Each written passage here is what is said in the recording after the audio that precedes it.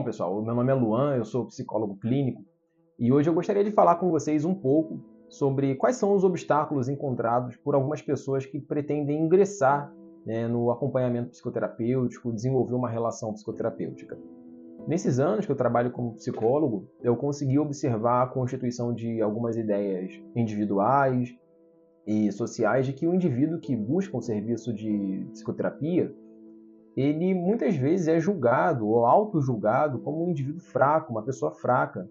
E é comum que o cliente ele acesse o consultório de psicologia já com uma certa sensação de fracasso, de culpa, porque ele mesmo não foi capaz de lidar com os próprios problemas sozinho.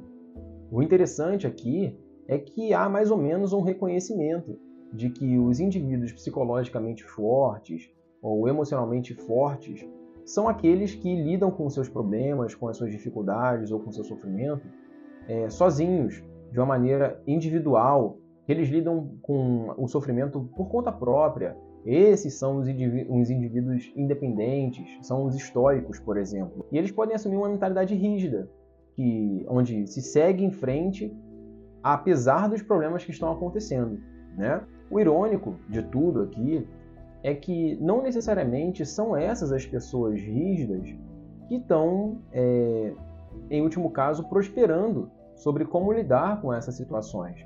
Porque nesse movimento de internalizar as coisas, de seguir em frente apesar do sofrimento e etc., também é como se eu estivesse pensando uma pessoa que se trata meio que como um sobrevivente.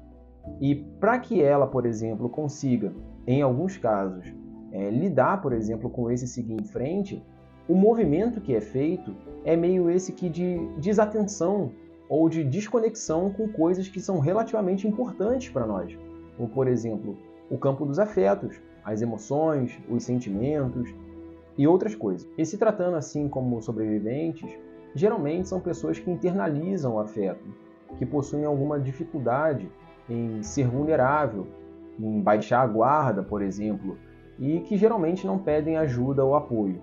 O que, de uma certa forma, demonstra assim, uma certa fragilidade em lidar com situações que envolvam estresse, preocupações e emoções, visto que são indivíduos que se debruçam muito mais em praticar uma vida onde essas questões estão internalizadas.